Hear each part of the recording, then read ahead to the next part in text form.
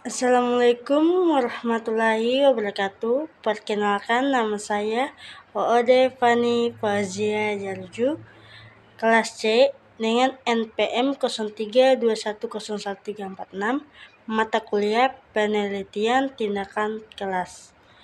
Ya, di sini saya akan membacakan materi bab 3 tentang prosedur pelaksanaan PTK. Jadi, prosedur pelaksanaan PTK bukan hanya bertujuan mengungkapkan penyebab dari berbagai permasalahan pembelajaran yang dihadapi seperti kesulitan siswa dalam mempelajari pokok-pokok bahasan tertentu, tetapi yang lebih penting lagi adalah memberikan pemecahan masalah berupa tindakan tertentu untuk meningkatkan kualitas proses dan hasil belajar. Atas dasar itu, terdapat 3 hal penting dalam pelaksanaan PTK, yakni sebagai berikut. 1. PTK adalah penelitian yang mengikutsertakan secara aktif peran guru dan siswa dalam berbagai tindakan. 2.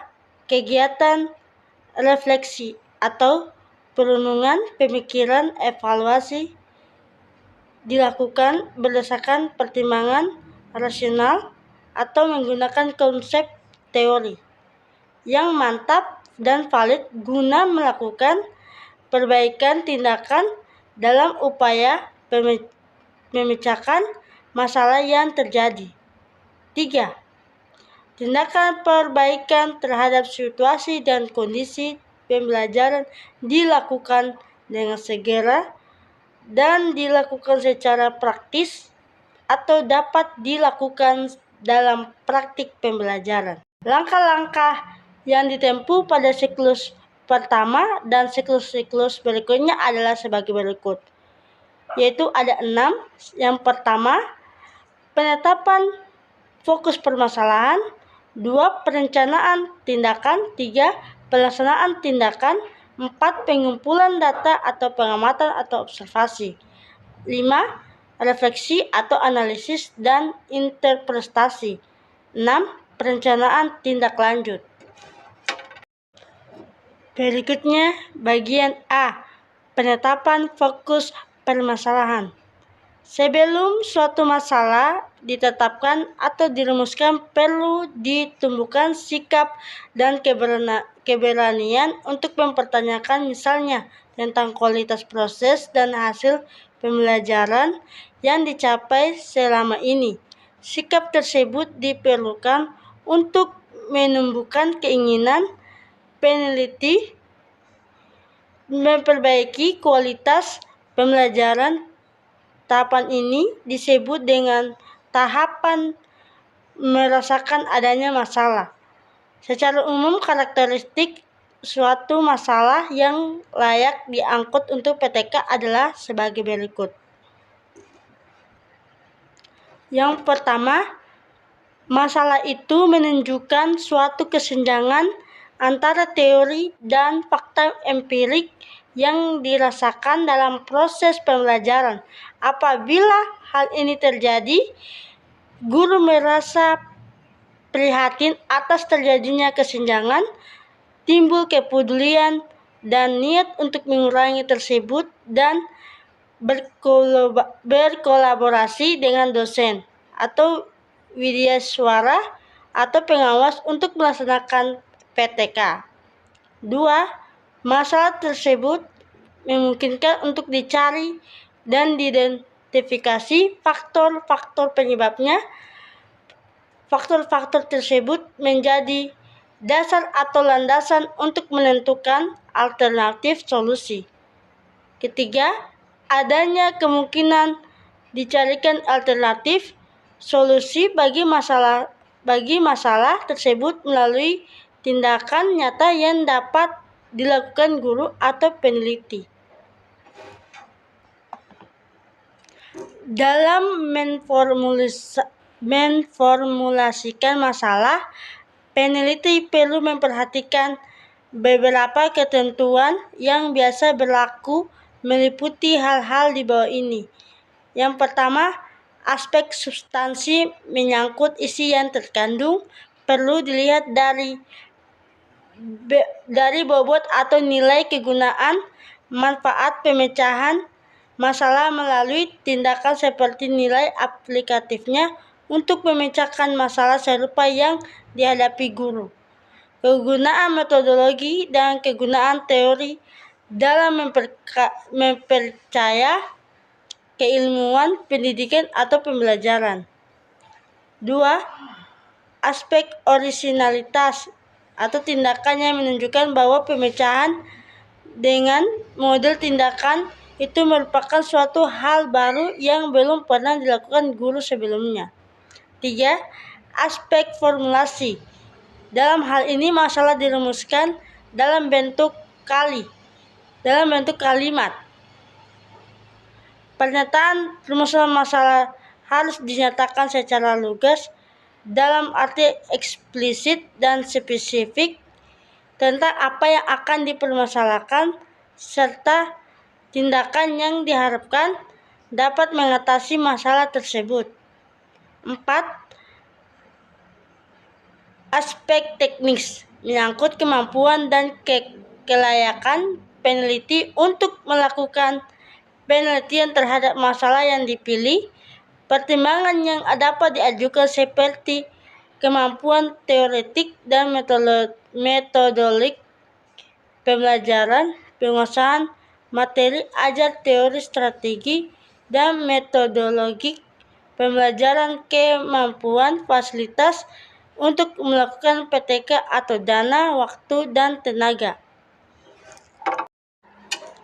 Berikutnya bagian B, perencanaan tindakan. Setelah masalah dirumuskan secara operasional, perlu dirumuskan alternatif tindakan yang akan diambil.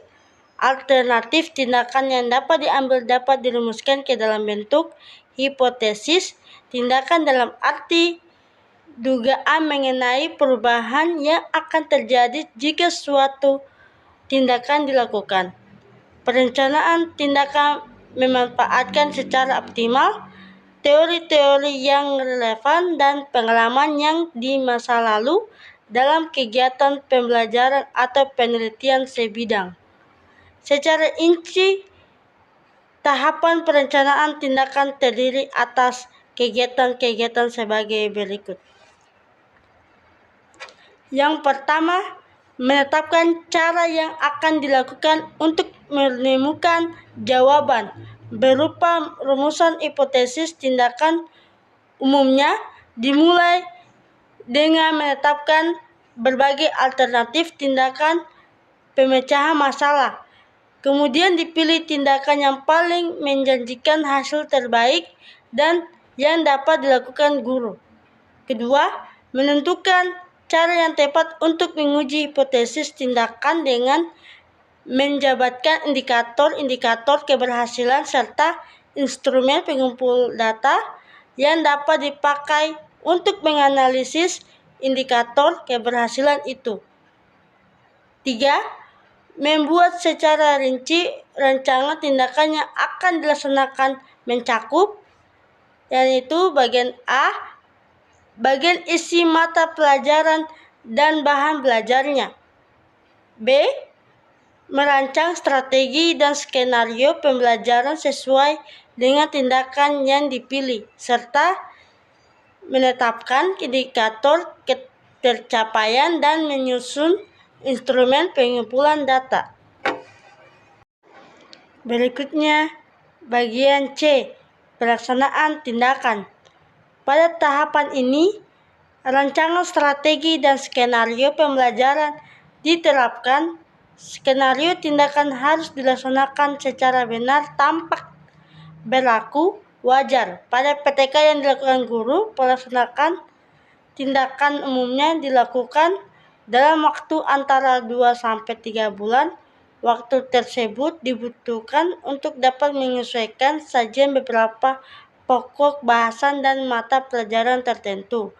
Berikut disajikan contoh aspek-aspek rencana atau skenario tindakan yang akan dilakukan pada suatu PTK.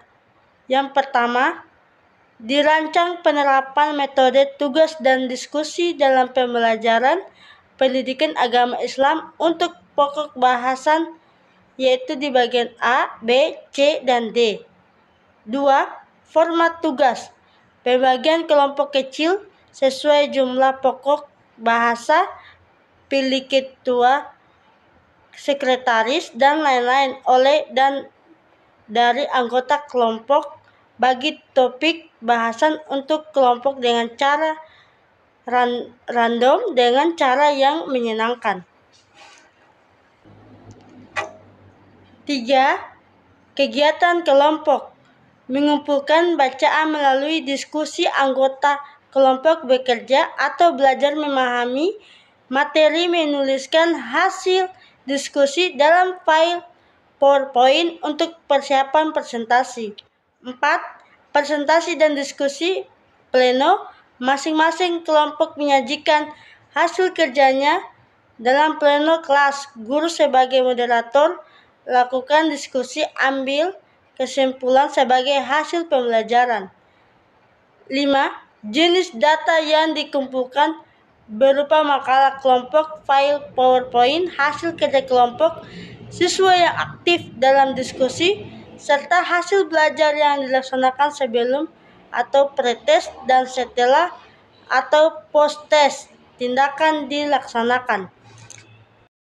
Berikutnya bagian D, pengamatan atau observasi dan pengumpulan data.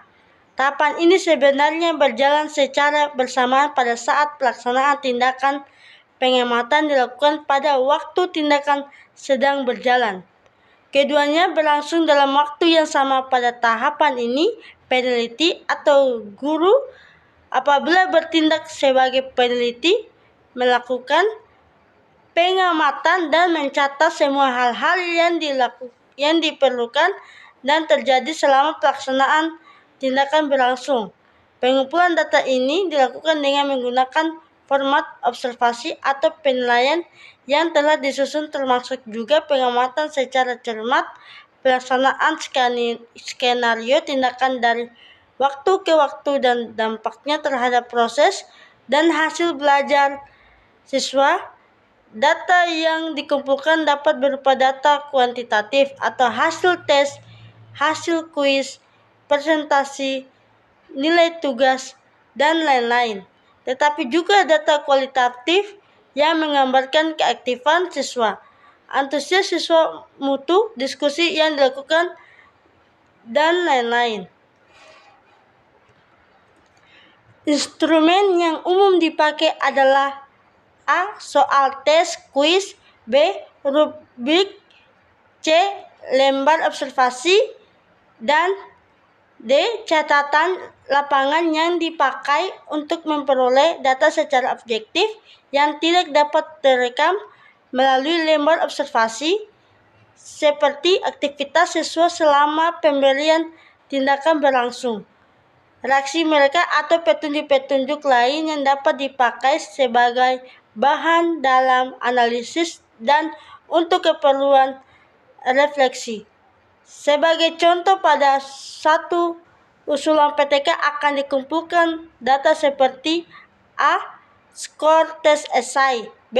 Skor kualitas atau kualitatif, pelaksanaan diskusi, dan jumlah pertanyaan dan jawaban yang terjadi selama proses pembelajaran, serta C. Hasil observasi dan catatan lapangan yang berkaitan dengan kegiatan siswa.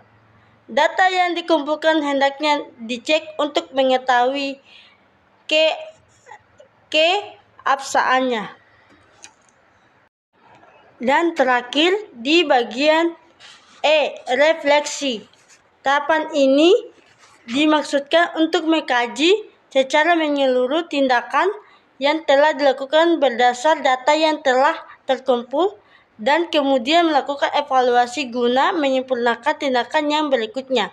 Refleksi dalam PTK mencakup analisis, sintesis, dan penilaian terhadap hasil pengamatan atas tindakan yang dilakukan. Jika terdapat masalah dan proses refleksi, maka dilakukan proses pengkajian ulang melalui siklus berikutnya yang meliputi kegiatan perencanaan ulang, tindakan ulang, dan pengamatan ulang sehingga permasalahan yang dihadapi dapat teratasi. Demikian yang bisa saya sampaikan pada materi prosedur pelaksanaan PTK. Terima kasih. Kurang lebihnya mohon maaf. Wassalamualaikum warahmatullahi wabarakatuh.